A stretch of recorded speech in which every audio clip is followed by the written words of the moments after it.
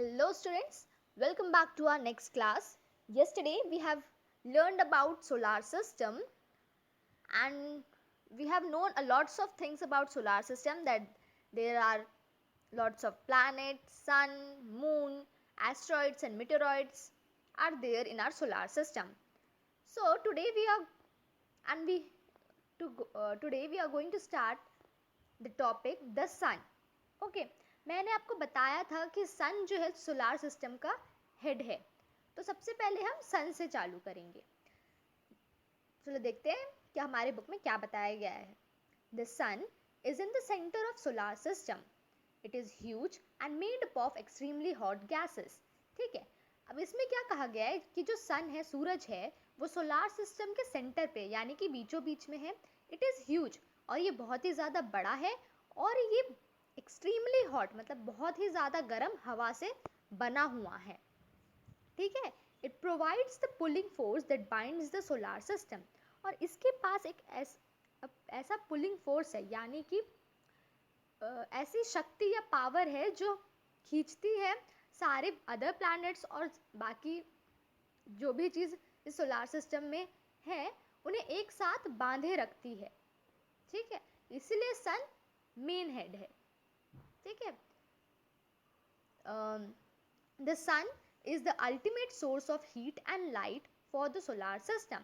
अब इसमें क्या कहा गया है, जो सूरज है वो अल्टीमेट सोर्स प्रोवाइड करता है। ठीक है, वो एक सोर्स है किसके लिए, हीट और लाइट के लिए। वो हम बाकी जो प्लैनेट्स है और बाकी चीज़ों को सूरज क्या देता है, हीट और लाइट, यानी कि गर्मी और लाइट यानी कि रोशनी देता है।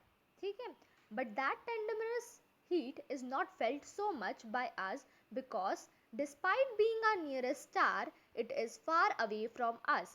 लेकिन उसका जो गर्म तापमान है वो हमको फील नहीं होता है। ठीक है, उस समय मतलब हमारी स्किन जलती नहीं है, जो है ना, इतनी ज़्यादा गर्म होता है सन। ठीक है, लेकिन वो हमारे अर्थ जैसे जहाँ पर हम रहते हैं वहाँ तक उसका उतना हीट नहीं आता है। क्यों नहीं आता है, कैसे नहीं आता है? क्यों? वो तो हमारा नियरेस्ट स्टार है, क्योंकि हमने देखा था कि जो अर्थ है वो इनर प्लैनेट्स में आते हैं। ठीक है, तो वो हमारे पास है। अगर हम बाकी प्लैनेट्स के मुकाबले देखें तो सूरज हमारे अर्थ से पास है, लेकिन जब हम उसका एक्चुअल डिस्टेंस काउंट करेंगे तो वो बहुत ही ज़्यादा दूर है, बहुत बहुत बहुत ज़्यादा दूर है। It is far away from us। The sun is about 150 million kilometre away from the earth। जो सन क्या है, कितना किलोमीटर दूर है यहाँ से, 150 मिलियन किलोमीटर दूर है। ठीक है, तो आपको मैं एक बार डायग्राम से बताती हूँ, आपको इजीली समझ आएगा सारे पॉइंट्स। ये है हमारे सोलार सिस्टम का डायग्राम। मैंने बताया कि सन कहाँ पे है, सेंटर पे है सोलार सिस्टम की। ये एक्चुअल फिगर नहीं है हमारे सोलार सिस्टम का। सोलार सिस्टम एक्चुअल में कैसे दिखता है, ये सन है और उसके ये गोल सर्कुलर वे में गोल गोल घूमते हैं सारे प्लैनेट्स ऐसे। ठीक है, तो ये पूरा ऐसे सर्कल में ऐसे है, ये ऐसे। ठीक है, देखो यहाँ पे ये हुआ, यहाँ पे एक प्लैनेट, यहाँ पे एक प्लैनेट, यहाँ पे एक प्लैनेट, ये ऐसे ऐसे करके सर्कुलर वे में है। आपको इस पे ऐसे हाफ साइड दिया हुआ है। ठीक है, तो सेंटर में है। अब ये यहाँ पे क्या बोल रहा है कि ये जो इनर प्लैनेट्स है ये तो पास है ना सूरज के, ये बाकी के प्लैनेट्स से तो ये तो सारे सन से पास है, लेकिन इसका जो हीट है वो बहुत ज़्यादा नहीं आता है हमारे अर्थ पर। क्यों नहीं आता है? क्योंकि जब हम इसके यहाँ से यहाँ डिस्टेंस काउंट करेंगे तो वो बहुत ही ज़्यादा दूर है। ओके,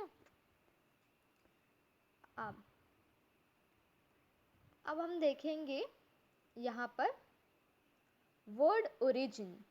ठीक है, अब हम जानेंगे ये जो ओरिजिन वर्ड है ये क्या है, ये क्या है।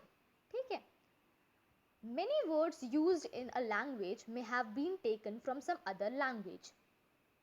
ठीक है, यहाँ पर बोला जा रहा है कि बहुत सारे शब्द जो होते हैं वो अलग अलग भाषाओं से लिया जाता है। ठीक है, ज्योग्राफी फॉर एग्जाम्पल, जैसे कि ज्योग्राफी हम लोग कौन सा सब्जेक्ट पढ़ रहे हैं? ज्योग्राफी। तो ज्योग्राफी एक एग्जाम्पल है, ठीक है। Geography for example is an English word. Geography क्या है? एक इंग्लिश वर्ड है, एक इंग्लिश शब्द है। It has its origin in Greek, ठीक है। और इसका ओरिजिन कहाँ से हुआ है? ग्रीक से।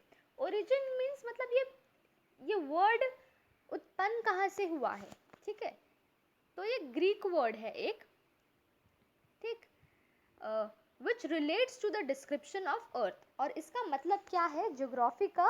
विच relates to the description of earth, जो अर्थ का डिस्क्रिप्शन से रिलेटेड हो, ठीक है, अर्थ के बारे में बताता हो, ठीक है। तो ज्योग्राफी की हमें क्या पढ़ते हैं? हम अर्थ के बारे में पढ़ते हैं हमारे, ठीक है।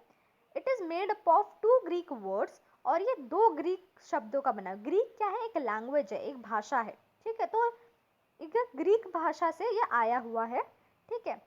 और ये ग्रीक भाषा में 2 वर्ड्स को मिलाकर ये ज्योग्राफी बना है, ठीक। वो 2 वर्ड्स कौन से हैं? जी मीनिंग क्या है उसका? अर्थ। एंड ग्राफिया मीनिंग राइटिंग, ठीक है। तो जी का मतलब होता है अर्थ, और ग्राफिया का मीनिंग होता है राइटिंग, ठीक है। तो आपको इससे समझ आया होगा कि एक्चुअल में ज्योग्राफी का मतलब क्या है और ये कहाँ से ओरिजिनेट हुआ है। आपको ये बात पता होनी चाहिए, क्योंकि हम कौन सा सब्जेक्ट पढ़ रहे हैं? ज्योग्राफी, ठीक। अब नेक्स्ट हम लोग आते हैं, पहला तो हेड ऑफ द फैमिली। अब हमारे सोलार सिस्टम का कौन है? सन। उसके बाद आ जाते हैं उसके बाकी फैमिली मेंबर्स, जैसे कि प्लैनेट्स, ठीक है। तो यहाँ पे हम देखेंगे there are 8 planets in our solar system in order of their distance from the sun. They are Mercury, Venus, Earth, Mars, Jupiter, Saturn, Uranus and Neptune, ठीक है। अब यहाँ पे क्या बोला गया है कि हमारे पास हमारे सोलार सिस्टम में 8 प्लैनेट्स हैं, ठीक है। और अगर सूरज से उनका डिस्टेंस देखा जाए, दूरी कितनी है, उस हिसाब से लाइन से यहाँ पर सारे प्लैनेट्स का नाम दिया हुआ है। सूरज से सबसे पास कौन सा प्लैनेट है? मर्क्यूरी, ठीक है। उसके बाद थोड़े दूर पर क्या है? वीनस। फिर थोड़े दूर पर क्या है? अर्थ, देन मार्स, फिर थोड़े दूर पर आता है जुपिटर, देन सैटर्न, फिर यूरानस और फिर नेपट्यून, ठीक है। ये 8 प्लैनेट्स होते हैं। An easy way to memorize the name of the planets in order of their distance from the sun.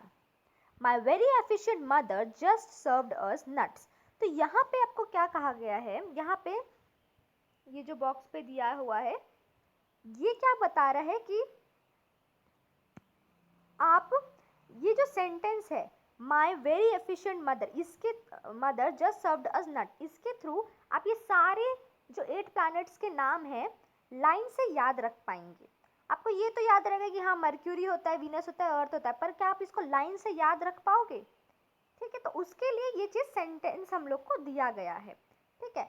जैसे कि माई, माई का फर्स्ट लेटर क्या है? एम, ठीक है, एम, ठीक है। एम से क्या आता है यहाँ पे? सबसे पहले मर्क्यूरी, उसके बाद क्या दिया है? माई वेरी, ठीक है। वी से क्या दिया है? वीनस, उसके बाद दिया है एफिशिएंट का ई, तो ई से क्या आता है? अर्थ, ठीक।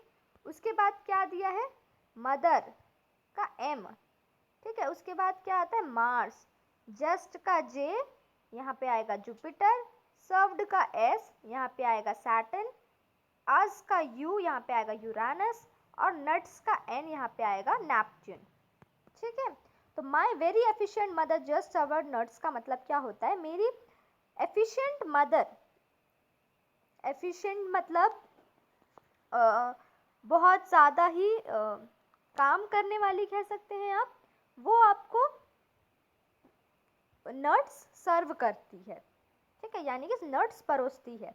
सो माई वेरी एफिशिएंट, जो फर्स्ट लेटर्स हैं उसके थ्रू आप ये सारे प्लैनेट्स के नाम लाइन से याद रखेंगे, ठीक है। All the 8 planets of the solar system move around the sun in fixed path, ठीक है। अब यहाँ पे क्या बोले? सारे जो 8 प्लैनेट्स है सोलार सिस्टम में, वो सन के आजू बाजू गोल घूमते हैं, लेकिन एक फिक्स्ड पाथ पे, एक फिक्स्ड रास्ते पर, ठीक है। अब यहाँ इस पेज पे आप देख रहे होगे ये बना हुआ है, ये वाइट वाइट लाइन दिख रही होगी सब सारे प्लैनेट्स के बाजू पे, ठीक है। तो ये लाइन क्या है? ठीक है, ये ऑर्बिट्स है। और कभी भी जैसे ये जुपिटर है तो ये हमेशा इसी लाइन पे गोल गोल घूमेगा इस तरीके से सन के आजू बाजू। एक ओके, तो वो इस तरीके से सन के आजू बाजू घूमेगा। ठीक है, कभी भी ये जुपिटर ये सैटर्न के लाइन पे आके नहीं घूमेगा, या सैटर्न यूरेनस पे या यूरेनस सैटर्न पे, ऐसे ये नहीं घूमता है। ठीक है, ये हमेशा अपने अपने फिक्स्ड पाथ पर गोल घूमते हैं सन के आजू बाजू।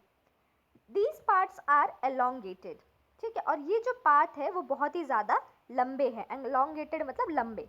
दे आर कॉल्ड ऑर्बिट्स, और इसे क्या बोलते हैं, वाइट लाइंस जो थी वहाँ पे उसे बोलते हैं ऑर्बिट्स। ठीक है, ये बहुत ज़्यादा इंपॉर्टेंट है, तो आपको पता होना चाहिए कि ऑर्बिट्स क्या होते हैं। ठीक, Mercury is nearest to the सन।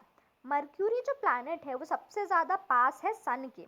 ठीक है, क्योंकि वो फर्स्ट, अगर लाइन से हम लोग प्लैनेट्स के नाम देखें तो मर्क्यूरी सबसे फर्स्ट पे आता है। ठीक है, it takes only about 88 days to complete one round along its orbit. अब इस मर्क्यूरी को सन के पूरा एक राउंड लगाने में सिर्फ 88 days लगते हैं। ठीक, नेक्स्ट अगर देखेंगे हम, Venus is considered as earth's twin because its size and shape are very much similar to that of the earth. यहाँ पे अब क्या बोल रहा है कि वीनस को अर्थ का ट्विन भी माना जाता है, क्योंकि उसका जो साइज है और शेप है वो बहुत ही ज़्यादा अर्थ के जैसा मिलता जुलता है, इसलिए वीनस को अर्थ्स ट्विन कहा जाता है। ठीक है, ये एक इम्पॉर्टेंट लाइन है, अर्थ्स ट्विन। ठीक है, तो ये सेंटेंस भी ज़रूरी है, आप इसे अंडरलाइन कर लीजिएगा अपने बुक पर। Till recently August 2006 Pluto was also considered a planet.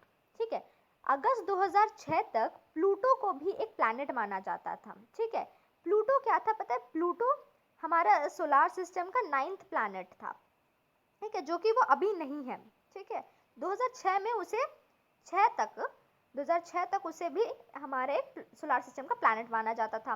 However, in a meeting of the international astronomical union, a decision was taken that Pluto, like other celestial objects, Ceres 2006 UB13, discovered in recent past may be called draft planets. ठीक है, अब ये जो एक organisation बोल सकती हूँ मैं, इंटरनेशनल एस्ट्रोनॉमिकल यूनियन ने इसे एक ड्राफ्ट प्लैनेट का नाम दे दिया, ये रहा। ठीक है, प्लूटो को। ठीक है, प्लूटो अब हमारे सोलर सिस्टम में नहीं है, पर पहले था, वो 9th प्लैनेट हुआ करता था। ठीक है, 2006 तक। ठीक, अब यहाँ पर हम फैक्ट्स एंड फिगर्स वाली पार्ट को देख लेते हैं। Do you know humans have always been fascinated gazing at the night sky। आप लोग तो जानते ही होंगे, हम इंसान रात की अंधेरी आसमान को देखने में कितना अच्छा लगता है हमें। ठीक है, हम देखते हैं ना चांद सितारे आसमान में रात के समय, वो कितने हमारे लिए वो कितने आकर्षित होते हैं, हम सिर्फ उसे घूरते रहते। फैसिनेटेड मीन्स आकर्षित, और ग्रेजिंग मीन्स हम उसे देखना, एक तक देखना या घूरना कह सकते हो। Those who study the celestial bodies and their movements are called astronomers। ठीक है, पर जो लोग इसकी पढ़ाई करते हैं, ठीक है, इसके बारे में पढ़ते हैं, रिसर्च करते हैं, ठीक है, कि स्टार्स है, हमको ये सब नॉलेज कैसे मिल रहा है कि हाँ, सन से अर्थ इतने दूर है। ठीक है, सन का हमको हीट एंड लाइट मिलता है, ये कैसे मिल रहा है, क्योंकि ये सब लोग उनकी स्टडीज करते हैं, और इन लोगों को क्या कहा जाता है, एस्ट्रोनॉमर्स। ठीक है, तो Aryabhata was a famous astronomer of ancient India. So ancient India means पुराने, हमारे पहले के समय के इंडिया में, एंशिएंट इंडिया में आर्यभट्टा जो है वो बहुत फेमस एस्ट्रोनॉमर थे। एस्ट्रोनॉमर मतलब जो स्पेस के बारे में बोल सकते हैं, पढ़ाई करते हैं, रिसर्च करते हैं। He said that the moon and the planets shine due to reflected sunlight। ठीक है, यहाँ पे उन्होंने जब उन्होंने रिसर्च किया तो उन्होंने ये बताया कि जो चांद और प्लैनेट्स है वो शाइन यानी कि चमकते क्यों है? सनलाइट के रिफ्लेक्ट से। सनलाइट कहाँ से मिलता है हम लोग को? सूरज से। तो सूरज की रोशनी के कारण मून और प्लैनेट्स चमकते हैं, ठीक है। Today astronomers all over the world are busy exploring the universe. और आज के समय में बहुत सारे एस्ट्रोनॉमर्स हैं जो हमारी पूरे वर्ल्ड में जो हमारे यूनिवर्स को एक्सप्लोर करने में, वहाँ स्पेस के बारे में पता करने में लगी हुई है, ठीक है। तो आपको समझ में आ गया कि एस्ट्रोनॉमर्स किसको बोलते हैं।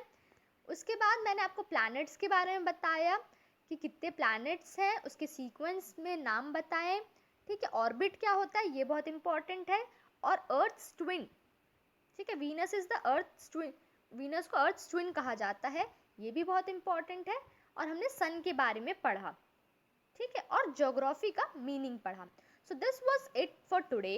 If you have any doubt then contact me and we will meet you soon in the next class. Thank you.